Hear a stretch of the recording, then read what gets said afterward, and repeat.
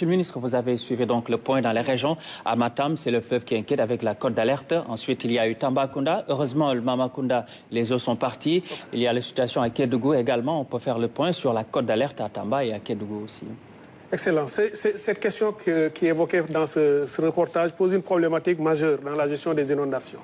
C'est l'occupation du territoire d'une part ceux qui sont à proximité de certains cours d'eau, notamment le fleuve Sénégal et le fleuve Gambie. Pour le fleuve Gambie, d'ailleurs, pour la plupart, ce sont des activités agricoles, mais pour le fleuve Sénégal, ce sont toutes les localités riveraines du fleuve qui, dès que les eaux montent et qu'on connaît les premiers débordements, sont affectées. Dans ce que j'entends qui est très rassurant, c'est que ce sont ces populations elles-mêmes qui sont en train d'exprimer le souhait, le vœu de pouvoir être déplacées à des endroits beaucoup plus sûrs. C'est aussi une démarche qui est en train d'être envisagée par le gouvernement. Et pas plus tard que ce matin, M. le Premier ministre, lors de la réunion qu'il a convoquée à la primature, a beaucoup évoqué cette question pour montrer effectivement que l'une des façons de lutter de manière structurelle contre ces problèmes, c'est de pouvoir déplacer certains qui sont trop proches des cours d'eau, qui de fait, lorsque le fleuve prend du volume, déborde et va, disons, sur le lit majeur, le lit mineur, etc. Et forcément, les gens sont dans des difficultés. On a deux instruments qui peuvent permettre de le faire. Au niveau du ministère, on a fait une cartographie complète de toutes les zones inondables à l'échelle du pays, aussi bien dans les centres urbains, partout où il y a des risques d'inondation, parce que justement c'est des zones de cuvette, ou bien c'est des points de passage des eaux. Ça a été cartographié avec une précision millimétrée, mais également toutes les localités qui sont le long des cours d'eau, ou comme Tambacounda, sur le Mamakunda, qui est une rivière dans la ville, qui a été occupée par des habitations et qui, en temps d'hivernage, reprend son cours normal et envahit les maisons. Donc, le fait d'avoir cette cartographie complète et la signature d'un décret récemment par M. le Président de la République, qui est un décret d'utilité publique, ces deux instruments permettent aujourd'hui au gouvernement d'avancer un peu plus dans la problématique de la restructuration, du déplacement de certaines populations pour les reloger, les mettre dans des endroits plus favorables avec l'assainissement qu'il faut et puis tous les moyens. Évidemment, ça demande des moyens considérables. C'est pour cette raison que, contrairement à ce que souvent des promesses qui ont été tenues, le gouvernement n'en fera pas des promesses, mais le fera étape après étape en fonction des moyens qui seront dégagés. C'est pourquoi à chaque fois, je dis, régler ces questions en ville comme dans les zones autour des cours d'eau ne se fait pas sur une saison, ça ne se fait pas sur 2 ans ou 3 ans, c'est du long terme. Là, le ministère, après avoir adopté la lettre de politique sectorielle du ministère de l'Hydraulique et de l'Assainissement, nous sommes en train de travailler sur un programme, une stratégie nationale de gestion et de lutte contre les inondations sur les 5 ans et les 10 ans à venir. Dans les 2-3 semaines, nous allons commencer à communiquer là-dessus pour que dès 2026, on commence le déploiement de cette nouvelle stratégie qui va faire une sorte de mix de plusieurs approches, de plusieurs techniques de gestion des inondations.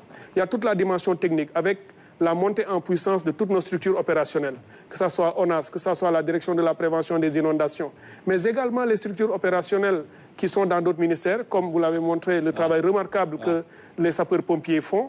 Le génie militaire, je profite de l'occasion pour les féliciter pour tout le travail de grande qualité avec une efficacité remarquable que ce génie fait. Tout ce que j'ai dit sur les bassins de rétention à l'intérieur du pays, c'est réalisé par le génie militaire dans des délais records avec une qualité remarquable. À la fois à Ziguinchor, à Bignona, ici dans la banlieue à Sangalkam, au niveau du nord à Matam, jusqu'au niveau de Bakel, le génie est déployé partout. À Kaolack, des bassins de rétention ont été réalisés de part et d'autre de la route nationale en venant de Dakar, également dans un délai record avec une qualité remarquable. Ces structures vont monter en puissance pour pouvoir, avec une meilleure coordination, comme je l'ai dit, parce que ça manquait souvent, pour être plus efficace. Mais l'autre élément, bien entendu, c'est aussi la restructuration des quartiers. Monsieur le Président de la République l'a dit tout à l'heure à Thiaroye, il s'est engagé à faire en sorte que les projets de restructuration qui ont traîné depuis jusqu'à son arrivée au pouvoir, que cela soit accéléré pour que la Thiaroye soit mis dans des conditions de vie plus acceptables.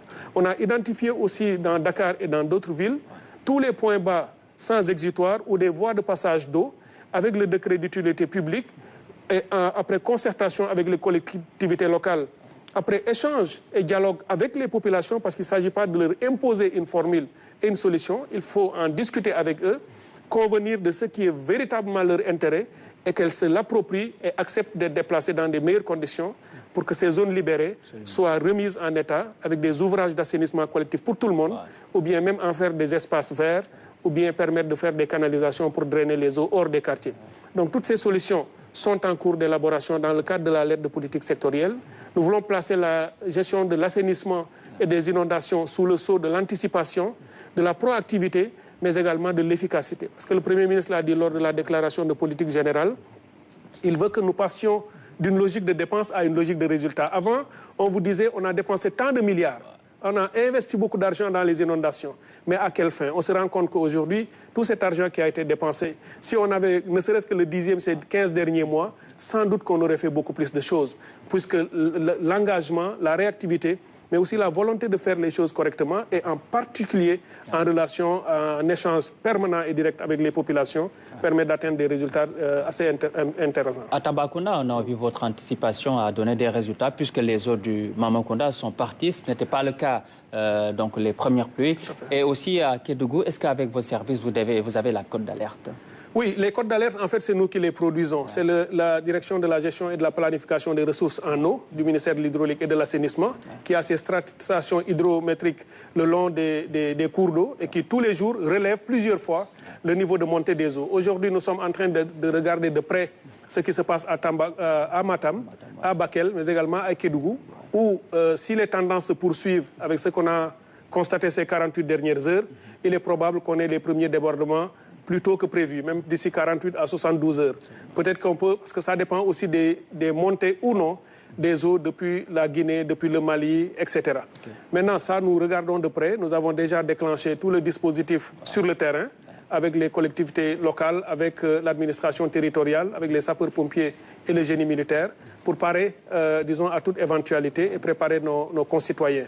L'armée est en train de faire, en appuyant la direction de la prévention des inondations, des endiguements le long du fleuve, sur les sites vulnérables, là où il y a des points bas, pour éviter que les eaux ne montent trop vite. Je profite de l'occasion d'ailleurs pour aussi remarquer le travail qui est en train d'être fait dans une localité qui s'appelle Dara Alaïbe, qui est dans la commune de Dodel, qui est un site religieux, où ces derniers mois, l'État, sur les instructions du président de la République, toutes mes équipes ont été déployées sur place pour envisager des solutions communes avec la communauté religieuse, avec l'armée qui est en train de se déployer. Et aujourd'hui, on est en train de refaire la digue pour protéger le mausolée et l'espace où se déroule le Gamou, mais également pouvoir faire toutes les opérations nécessaires. Et c'est comme ça qu'on va le faire un peu partout. Mais je précise vraiment que ce n'est pas un travail, malgré notre volonté qui est extrêmement forte, malgré l'engagement permanent des plus hautes autorités, le président de la République en premier lieu, le Premier ministre également pour son leadership et pour la conduite des opérations pratiques. Malgré tout ça, il faut, dans la gestion des inondations, du temps, année après année, et chaque année faisant mieux les choses que l'année précédente. Et c'est ce qu'on a fait ces 15 derniers mois, avec des résultats déjà tangibles. Mais quand même, tant qu'il y a nos concitoyens qui sont dans des difficultés, nous allons continuer à faire le travail, à être proches d'eux, à les soutenir et à réfléchir sur des solutions avec ces populations pour faire en sorte qu'on ne vive plus les mêmes difficultés. Mais partout où on avait des interventions, on a eu des résultats qui ont été tangibles. Avec votre permission, on va finir avec le message aux populations. Oui, un message comme on aime à le faire. Le président l'a dit tout à l'heure à Thiaroye, et je ne fais que répéter ses propres propos.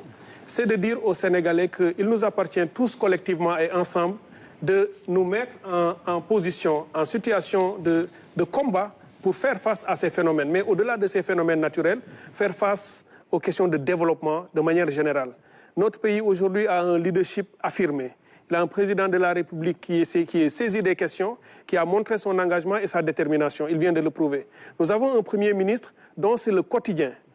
Lorsqu'il nous a appelés hier soir pour qu'on vienne aujourd'hui et que tout le temps il est en train de nous regarder et de nous amener à faire ceci ou cela et de nous suivre sur le terrain, c'est également une volonté. Et c'est cela qu'on veut, que ce nouvel état d'esprit ruisselle jusqu'au niveau des populations. C'est de dire, c'est à nous, après avoir compris les problèmes, de les prendre en charge, d'y trouver des solutions et d'être efficaces dans ce que nous sommes en train de faire.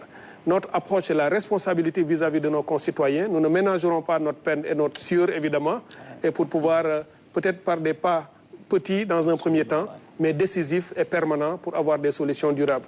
Donc l'hivernage n'est pas terminé, ça n'est qu'à son, disons, au milieu. On va rester vigilants. Nous allons anticiper en vous donnant toutes les informations. L'ANACIM va sortir les prochaines prévisions pour la dizaine de jours à venir.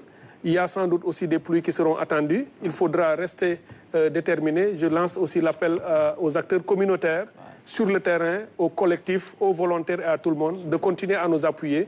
Nous allons continuer à leur donner les équipements et le matériel nécessaire pour pomper et gérer ensemble cet hivernage pour qu'elle soit mieux faite qu'avant les hivernages précédents. Merci beaucoup, Monsieur le ministre. Merci beaucoup. Bon. Voilà, et puis nous allons voir les prévisions de la météo, comme l'a dit Monsieur le ministre, après les fortes pluies de ces dernières 24 heures à Dakar.